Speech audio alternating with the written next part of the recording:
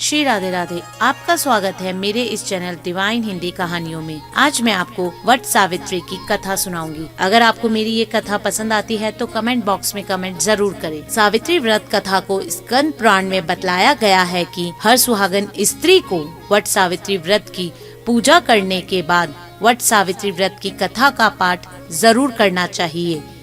स्कंद पुराण में बतलाया गया है कि वट सावित्री की कथा का पाठ करने से देवी सावित्री का ध्यान पूजन वट वृक्ष के नीचे करने से सुहाग की उम्र लंबी होती है और पति का प्रेम और सुख बना रहता है।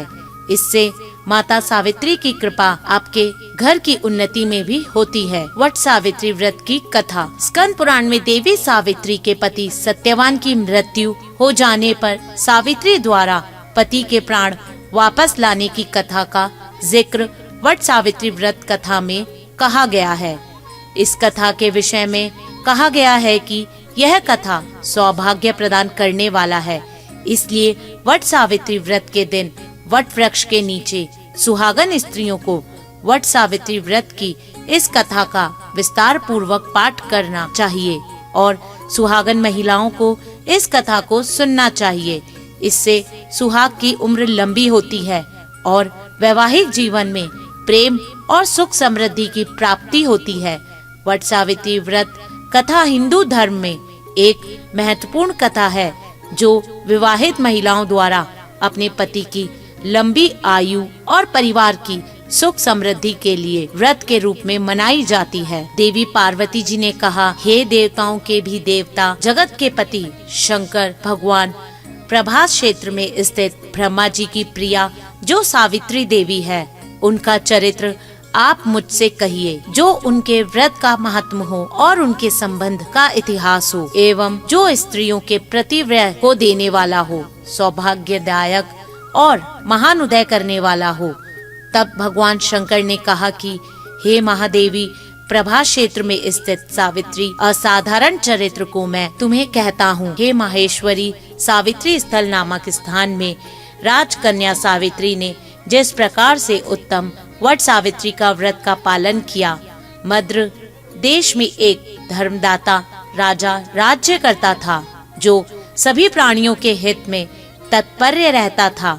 उसका नाम अश्वपति था।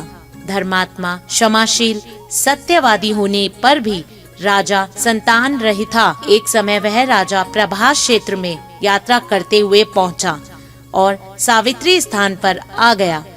वहां पर राजा ने अपनी रानी के साथ इस व्रत को किया जो सावित्री व्रत के नाम से भी प्रसिद्ध, सभी प्रकार की कामनाओं को पूर्ण करने वाला है।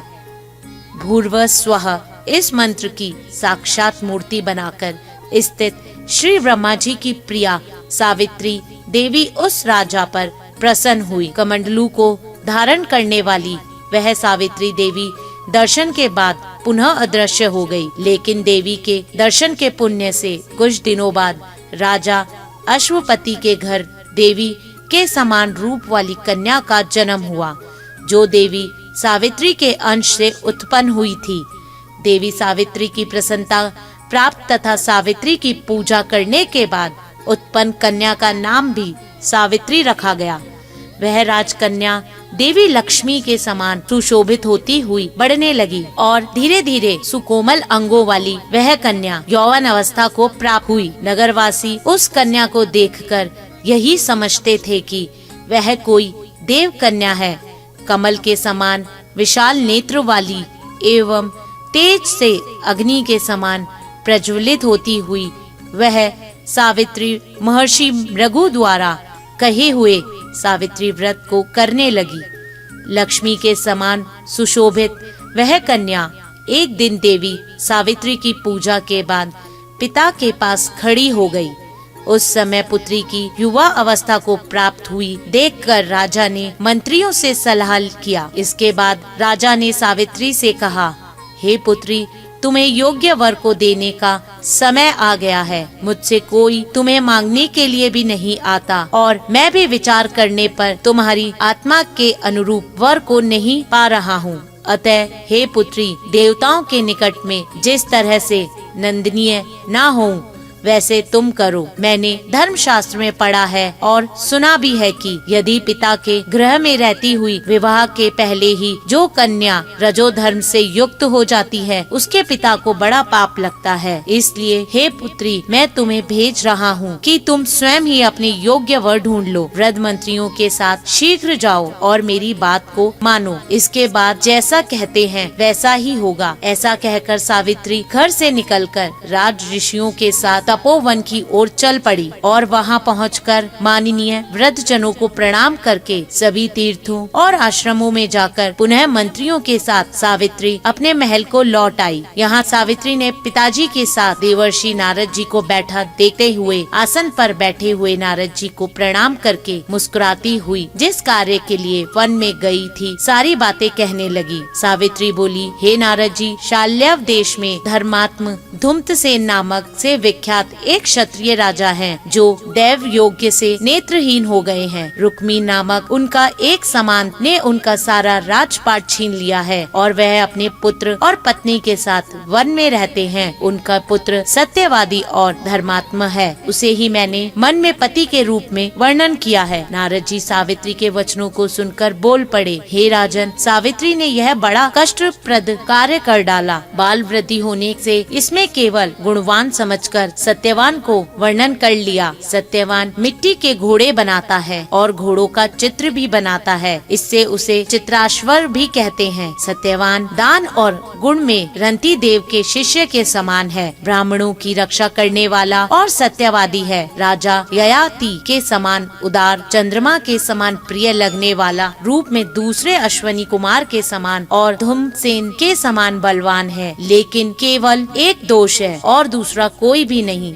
सत्यवान आज से ठीक 1 वर्ष पर क्षीण आयु हो जाने से देह त्याग कर देगा। इस प्रकार नारद जी की बात सुनकर राजकन्या सावित्री ने कहा, हे राजन, लोग किसी भी एक बार कोई बात कहते हैं। ब्रह्मा बेटा एक ही बार कन्या दी जाती है। ये तीनों कर्म एक ही बार किए जाते हैं, बार बार नहीं। दीर्घायु हो या अल्पायु, गुणवान हो अथवा निर्गुण, वर को एक ही बार वर्णन किया जाता है। अब दूसरे वर का वर्णन नहीं करूंगी। नारद जी ने कहा, हे राजन, यदि आपको उचित लगता हो तो अपनी पुत्री सावित्री का कन्यादान शीघ्र कर डालिए। राजा शुभ मुहूर्त विधि विधान पूर्वक सत्यवान के संग सावित्री का विवाह कर दिया। सावित्री ने अपने पति को पाकर ऐसे प्रसन्न थी जैसे पुण्यवान पुरुष स्वर्ग को पाकर प्रसन्न होता है। सावित्री उस सत्यवान के साथ आश्रम में रहते हुए नारद जी से कही हुई बात को याद करती रहती थी और उस दिन को गिनती रहती थी जब सत्यवान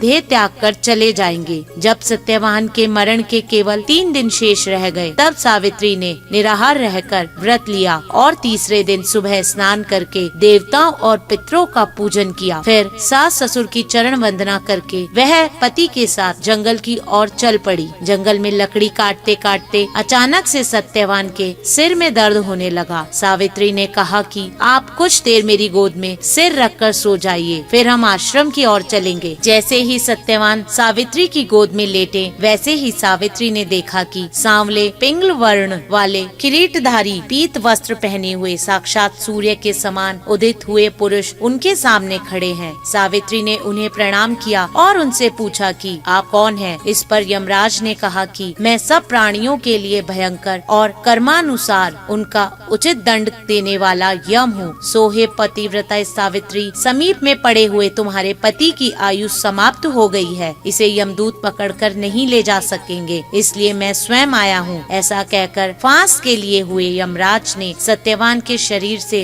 अंगुष्ठा मात्र शरीर वाले जीवात्मा को बल पूर्वक निकाल लिया। इसके बाद यमपुरी की ओर चलना शुरू किया। सावित्री भी यम के पीछे पीछे चलने लगी। यमराज ने सावित्री से कहा कि कोई भी जीव बिना आयु समाप्त हुए यम मार्ग को नहीं जा सकता। सावित्री ने यमराज से कहा कि आप जैसे सज्जन पुरुष के साथ मैं चल रही हूँ। मेरे पति आपके साथ हैं, तो मुझे आपके साथ चलने में कोई शर्म और ग्लानि नहीं हो रही है। दूसरी बात, स्त्रियों के लिए भी इस पृथ्वी लोक पर पति को छोड़कर कोई अन्य स्थान नहीं है, इसलिए मैं आपका अनुगमन कर रही हूँ। सावित्री मधुर बात सुनकर यम ने कहा कि मैं तुम्हारी बातों से प्रसन्न हूँ, इसलिए जो वर हो वो मांग लो। सावित्री ने तब यमराज को अपना खोया हुआ राज्य, सास ससुर की आंखों की रोशनी और 100 पुत्रों का वर मांग लिया। अपने वरदान में जाल में फंसकर यमराज ने सत्यवान की आत्मा को मुक्त कर दिया और सावित्री को लौटा दिया। सावित्री पति के साथ आश्रम लौट आई। सावित्री देवी का व्रत किया, जिसके प्रभाव से सास ससुर की आंखों की रोशनी लौट आई। इनका राज्य भी मिल गया और उसे 100 पुत्रों की प्राप्ति हुई। धन्यवाद। अगर आपको मेरी कहानी पसंद आई तो मेरे इस चैनल को लाइक, सब्सक्राइब तथा शेयर करना ना भूले। श्री राधे राधे।